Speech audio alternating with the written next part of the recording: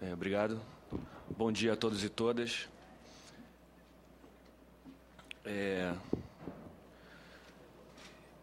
Senadora, eu não posso deixar de começar a minha intervenção parabenizando a senhora e a Comissão de Direitos Humanos do Senado pela coragem de convocar essa audiência. Nós sabemos das pressões que acontecem para que esse tipo de iniciativa não tenha êxito. Então, como organização, representante de uma organização de direitos humanos, eu não posso deixar de começar a minha fala marcando e parabenizando a senhora pela iniciativa.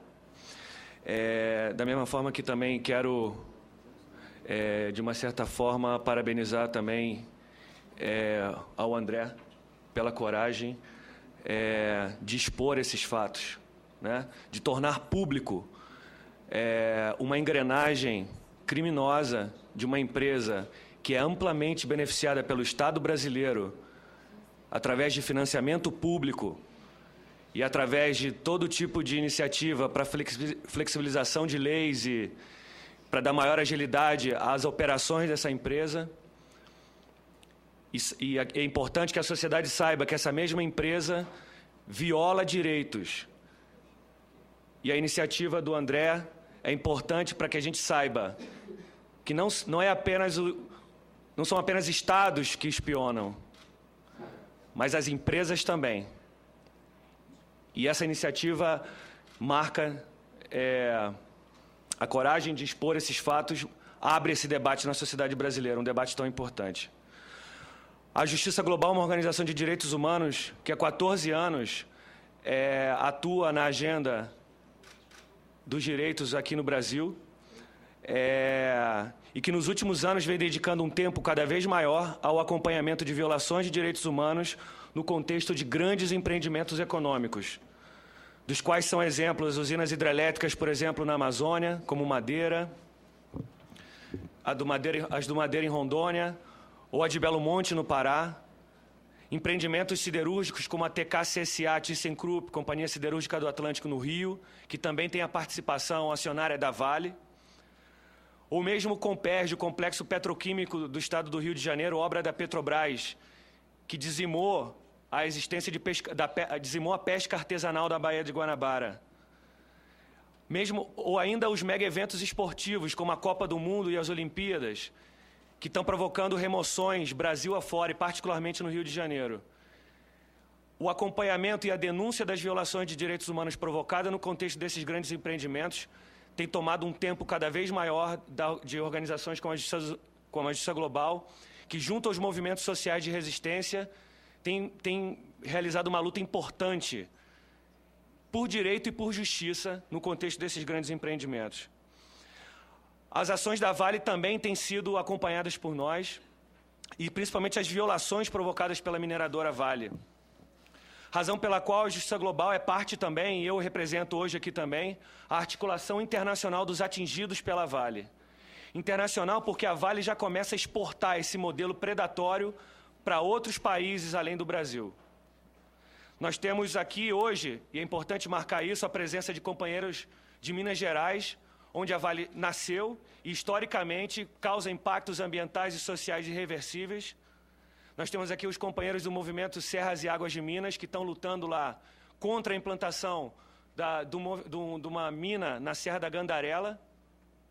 Nós temos aqui companheiros do sindicato, do Sindiquímica do Paraná, que também tiveram o direito à sua organização sindical violado pela empresa Vale, razão pela qual a empresa também sofreu denúncia na OIT, e foi uma iniciativa dos sindicalistas do Sindiquímica, e juntos com companheiros de outros países, inclusive do Canadá, sindicalistas canadenses e ativistas de países como Moçambique, onde a Vale também está avançando de maneira importante, reproduzindo um modelo de exploração muito parecido com o que ela faz aqui no Brasil. Nós integramos a articulação dos atingidos pela Vale. A lição que nós aprendemos participando ativamente da articulação dos atingidos pela Vale é que nós estamos lidando com uma empresa arrogante, preconceituosa e que definitivamente se recusa a dialogar com trabalhadores e principalmente com as comunidades atingidas. A Vale, há 30 anos, já opera o maior projeto de mineração do mundo no Complexo Carajás. E há 30 anos causa esses impactos ambientais e sociais naquela região que atravessa a mina de Carajás, no sudeste paraense, até o porto, em São Luís, levando o minério da mina até o porto através da Estrada de Ferro Carajás. Já são 3 décadas, senadora, de impactos naquela região. E agora a Vale está em pleno processo de duplicação desse projeto, que já é o maior do mundo. Essa região, ela é, como já foi bem dito aqui nessa mesa, ela é povoada por comunidades indígenas, quilombolas e camponeses, credores de uma dívida histórica e social com o Estado brasileiro. O que essas populações pedem são o reconhecimento de suas terras, o reconhecimento de sua cultura e acesso à saúde e educação, direitos básicos de qualquer brasileiro. O problema é que os interesses dessas comunidades estão no caminho dos interesses de uma mineradora como a Vale, que tem um poder econômico enorme e que se transforma em poder político, e o que tem significado o enfraquecimento dessas comunidades. Essa região também, quem chega nessa região num primeiro momento, pode ter uma falsa impressão de que ali é uma região onde o Estado é ausente, justamente porque não reconhece o direito dessas comunidades. Mas o Estado ali é muito presente, porque é o Estado, como eu já disse, que coloca dinheiro público, como são os recursos do BNDES, na Vale, e que atua de maneira direta para flexibilizar leis como a legislação ambiental, ou mesmo desrespeitar direitos como o da informação, do acesso à informação e das audiências públicas prévias aos grandes empreendimentos, direitos, portanto, dessas comunidades. O Estado é presente, portanto, a favor do empreendimento e nunca em defesa dos direitos da comunidade. O Estado é, portanto, omisso. E aí, é importante também a gente prestar atenção que, na lógica de uma empresa como a Vale, tempo é dinheiro. E o tempo da democracia é prejudicial a uma empresa como a Vale. Portanto, na ótica de uma empresa como a Vale, a realização de audiências públicas, ou mesmo de licenciamentos de avaliações de impacto ambiental, feitos como manda a Constituição, é uma perda de tempo e causa prejuízo. É por isso que a Vale viola direitos. A Vale pressiona para que todas esses direitos previstos em lei não sejam cumpridos, ou sejam cumpridos de maneiras absolutamente irregulares e ilegais. Eu digo isso, portanto, para dizer, o meu ponto é o seguinte, que o caso da espionagem da Vale, e espionagem para a Vale significa prevenção de crise, significa que a Vale viola ao espionar para violar direitos ao avançar com seus empreendimentos. Viola-se para continuar violando direitos. É importante falar do trabalho de resistência que existe lá naquela região e que é executado por organizações como a Justiça nos Trilhos e pelo Movimento do Sem Terra, que não fazem outra coisa a não ser assessorar essas comunidades e o próprio MST a organizar-se pela luta histórica pela reforma agrária, a conquista de direitos. O trabalho da Justiça nos Trilhos não é outra coisa a não ser prestar assessoria jurídica a essas comunidades para que elas conquistem, tenham seus direitos respeitados.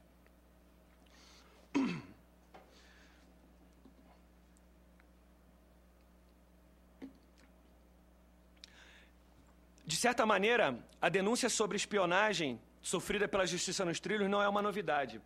Essa organização já teve o seu escritório invadido, o seu site na internet hackeado, e já é de longa data a sensação de que existem pessoas infiltradas dentro da organização. Mas é importante que essas denúncias venham à tona para que isso tudo se torne público. Em 2011, a Justiça Global, junto com a Federação Internacional dos Direitos Humanos, já alertava num relatório sobre a situação dos direitos das comunidades de Piquiá de Baixa e de Nova Califórnia, que o problema da infiltração do monitoramento dos passos das organizações era uma realidade. Desde então, o Estado nunca tomou providências em relação a isso. É importante a gente entender que a espionagem ela faz parte de uma política mais ampla da empresa, de controle territorial, na qual a espionagem ela aparece junto de uma série de processos judiciais contra lideranças. Portanto, a judicialização e a criminalização de lideranças é também uma realidade nessa região, onde a Vale atua e onde existe resistência às suas atividades. É importante também a gente marcar que 2013 é um ano revelador no sentido das práticas de espionagem. Se a gente lembrar que em fevereiro desse ano, um outro caso de espionagem envolvendo uma grande empresa e um grande empreendimento também tornou-se público, que foi o caso da espionagem ao movimento Xingu Vivo para Sempre. Eu, particularmente, estava presente quando, na reunião de planejamento desse movimento, um espião pago, tendo o salário pago pelo consórcio construtor de Belo Monte, foi identificado dentro dos trabalhos de planejamento, portando uma caneta com uma câmera. Esse espião deu um depoimento que depois veio a se tornar público, que ele transmitia todas as informações ao consórcio e essas informações eram passadas à Agência Brasileira de Inteligência, a ABIN, órgão público. Portanto, existe uma cumplicidade entre Estado e empresas também nessa atuação de espionagem a movimentos. No caso da Vale, como o André bem explicou nas matérias reveladas pela imprensa, a ABIN atuou pelo menos na formação dos quadros da Vale que atuavam no serviço de infiltração e espionagem. Portanto, é importante que a gente destaque que a infiltração levada a cabo por empresas, ela retoma práticas da ditadura, né? E no momento em que o Brasil se projeta como uma democracia moderna e emergente, não podemos calar o fato de que dentro do nosso país, empresas com a cumplicidade do Estado executam esse tipo de atividade ilegal. O Estado precisa reagir, e essa comissão é importante para que a gente possa pressionar por uma reação do Estado. Em 28 de maio e em 5 de agosto, uma delegação de organizações e movimentos sociais visitou Brasília e visitou a Secretaria de Direitos Humanos, a Procuradoria-Geral da República, o Ministério da Justiça, a Secretaria-Geral da Presidência e a Presidência mesmo da República, entregando pedidos de investigação dessas denúncias. Até hoje, senadora, nós não tivemos nenhuma resposta. E nós contamos que essa audiência vai ajudar a impulsionar esse pedido por investigações sérias sobre essas denúncias graves. A Vale, até hoje, se limitou a reagir dizendo justamente que ia realizar uma auditoria interna. Já são meses, as denúncias vieram a público em abril e até hoje a Vale não deu qualquer explicação sobre o que essa auditoria interna está apurando de fato. Mas tão grave quanto isso é o silêncio da empresa, da empresa e da imprensa também.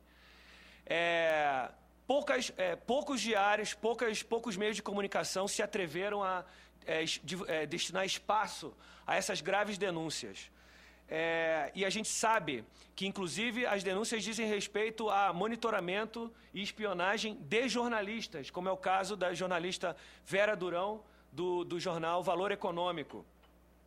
No entanto, são esses mesmos meios de comunicação que recebem volumosos recursos a título de publicidade nas suas páginas e que, portanto, se calam diante dessas denúncias. O próprio Valor Econômico é hoje um anunciante do balanço patrimonial da Vale, do balanço das atividades anuais, e não dedicou uma linha sequer ao fato de que um jornalista dos seus quadros era espionado pela Vale. Senadoras, senhoras e senhores, a Vale foi escolhida em 2012 como pior empresa do mundo. E a gente tem aqui mais uma prova do porquê que essa empresa foi escolhida como pior empresa do mundo. Ela merece esse título. E essa empresa que já foi o orgulho desse país quando era uma empresa pública e foi fraudulentamente também vendida à iniciativa pública, né? Ou à iniciativa privada. Essa empresa que já foi o orgulho do país hoje é a vergonha por ter sido escolhida como a pior empresa do mundo. Nós precisamos apurar isso e contamos com o apoio dessa comissão para que essas denúncias sejam devidamente investigadas. A presidente Dilma reagiu de maneira indignada à espionagem que o Estado brasileiro tem sofrido por Estados Unidos e agora mais recentemente também sabemos pelo Canadá. Ela precisa também se comprometer em nome do fortalecimento da democracia brasileira para que empresas como a Vale e a Odebrecht e o consórcio construtor de Odebrecht integrante sejam devidamente investigadas e que essas denúncias não sejam mais um exemplo de impunidade no nosso país. E que a liberdade de expressão e de associação seja mantida em nome das lutas sociais nesse país, em nome do fortalecimento da nossa democracia. Muito obrigado.